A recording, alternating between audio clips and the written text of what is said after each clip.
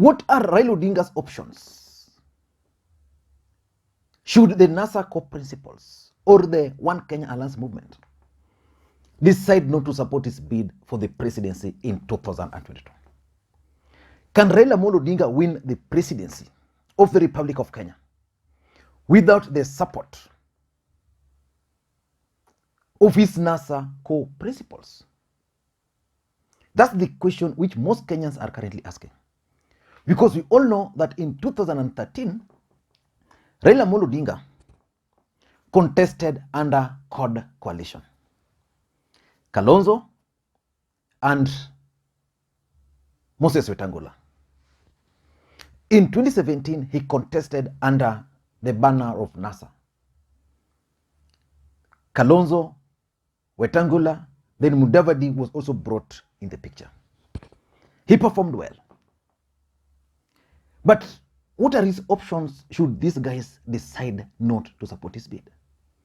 Because let's face it, our politics in this country is treble. The moment Raila Odinga will start contesting, he must come with his treble block, that is the Luo. Then now, the other side, the coastal region, which has always stood with him, hopefully he will still be controlling them. Then he can go to certain areas in Western Kenya, which has traditionally voted for him. But without Kalonzo, can Raila Odinga win the support of Ukambani?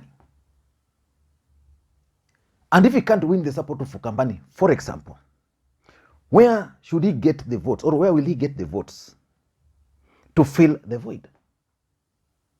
So in this video today, I want us to look at the options available for Raila Odinga should the NASA core principles or the One Kenya Alliance movement decide not to support his bid. This week, the One Kenya Alliance movement has been holding series of meetings.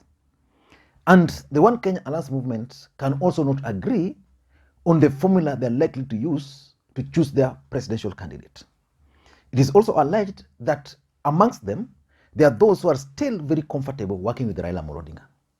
Someone like Weta doesn't have a problem as long as he's given the Speaker of the Senate. That's what I've been told. Gideon Moi is just comfortable working with Raila Odinga. Kalonzo Musyoka doesn't have much problem. But Musalia Mudavadi is saying no to Raila Odinga. And from all indications, even in the One Kenya Alliance movement, if Musalia Mudavadi is not going to be given the ticket, he's also going to run. So let's assume that they are going to agree that they are going to form a third force. And that this third force is going to face Raila and Ruto. And for those who are keenly following Musalia Mudavadi, it is clear that someone is keen on pushing Musalia Mudavadi's presidential bid. Musalia Mudavadi, I think today, should be in Nyandarua. And he released his program for today, which is quite elaborate. That's normally not Musalia Mudavadi. So Musalia Mudavadi is going to go up to the ballot. Which means even if Musalia Mudavadi goes to the ballot and Kalonzo remains with Raila, then still we can't talk of NASA. But what are Raila Odinga's options? Before we go into all those details, if you're watching this channel for the first time, please take a second or two, click the subscribe button so that next time you produce a video like this, YouTube will automatically notify you. Now let us get back to the issue. What are Raila Odinga's options? Number one, pick a running mate from the larger Mount Kenya region. The ideal region would be Mount Kenya East. Pick Justin Muturi, make him the running mate. Rally the entire Mount Kenya East around his bid.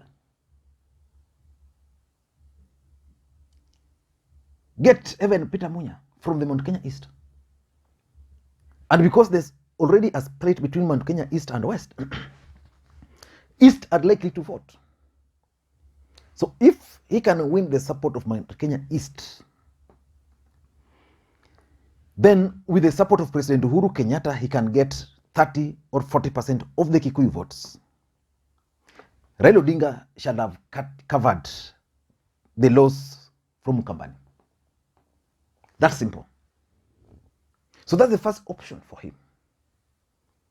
Look for a running mate from Mount Kenya region. Peter Munya or Justin Muturi. But in case Justin Muturi is also planning or positioning himself to be William Ruto's running mate, then he should go now to the Kikuyu nation. Pick one of them there. Peter Kenneth. Pick someone from Murang'a. And with Uhuru Kenyatta support, he can get certain votes to cater for. Because the fact is, from the Kiamba parliamentary by-election, it is possible that President Uhuru Kenyatta will still influence the votes from that region. So pick a running mate from the larger Mount Kenya region. Number 2 is strengthen the ODM party. This is going to help him in so many ways. ODM party, as we speak today, is probably the largest political party in Kenya today. I know some will disagree, but I can challenge you to show me any single political party which is stronger than ODM in terms of even structures, in terms of even the way they are organized. Only ODM party. We can talk of UDA, but UDA, apart from being outside there campaigning, you can't even say they have structures on the ground. Not yet. They are yet to create those structures. So Raila Odinga can decide to focus on strengthening his ODM party. And by strengthening the ODM party, Raila Odinga is going to achieve several things. The first thing is that if ODM party is strong, it means perceptually, if it's strong, it means it will attract more aspirants to the table. These aspirants, normally there is a way they add value to political parties. They'll be organizing events in their areas. You know, you come to my constituency of Nyakach, you have 20 aspirants planning to run. Every weekend, they are going there, selling their policies, selling the policies of the party, selling the party leader, all of them. You go to the coast, you go to Western, you know, you go to places like Turkana. So we'll help them in so many ways. It will also help them in visibility.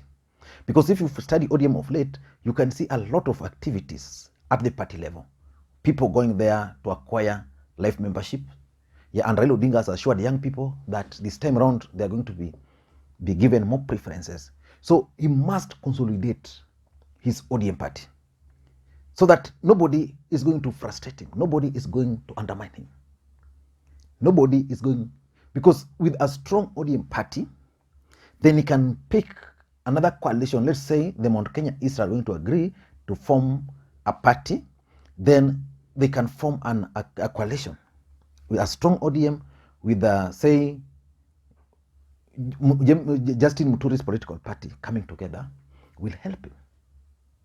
Number 3, the third thing he must do, Raila must push for Uhuru Kenyatta's public endorsement.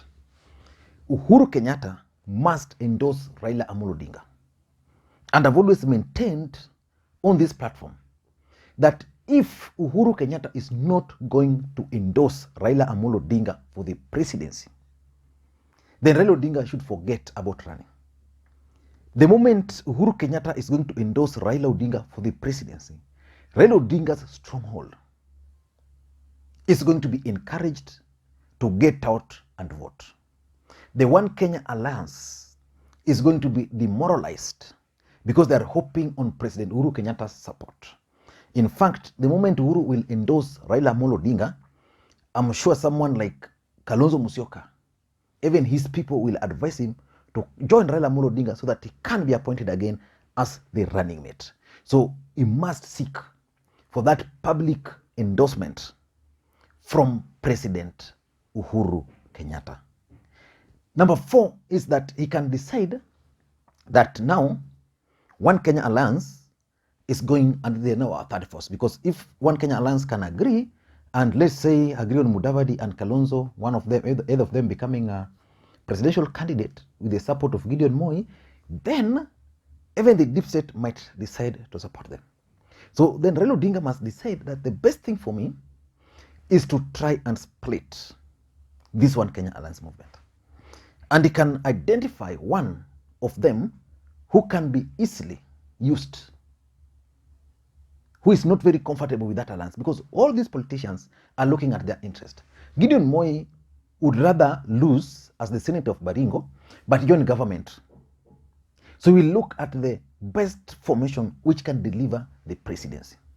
So we'll figure out, is it one Kenya alliance? So Raila Odinga can use such kind of people and pick him. Kalonzo Musyoka, because the thing is, Musalia Mudavadi is insisting he must be the presidential candidate. So someone like Kalonzo Musyoka can be easily be brought on board should Kalonzo become the running mate the other side. Because if Kalonzo Musyoka is running, if Musalia Mudavadi is the running mate there, if Musalia Mudavadi is the presidential candidate there, Kalonzo Musyoka would have to make a choice between becoming the running mate of Raila Odinga again, and that after 5 years Raila Odinga will not be in the picture, or become the running mate to Musalia Mudavadi, and Musalia Mudavadi without the support of Raila Odinga and Uhuru Kenyatta, so he can easily split it. And number 5, lastly, my point is that he can then decide that let me pursue a rerun. The truth of the matter, as long as these NASAF core principles are running, if Kalonzo is running, Mudavadi is running, or if Kalonzo and Mudavadi are running together, Raila is running, William Ruto is running, none of them is going to get the 50 plus 1% votes. None of them. What it will mean then is very simple. Runoff. So you target runoff. Targeting runoff means you position yourself to an extent that the Kamba region will be voting for Kalonzo Musyoka.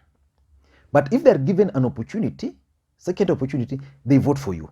So you don't really fight them. And that's why someone like Sifuna needs to be told to tone down a bit. Because when the campaign will kick off, a lot of things will be said and people will become bitter.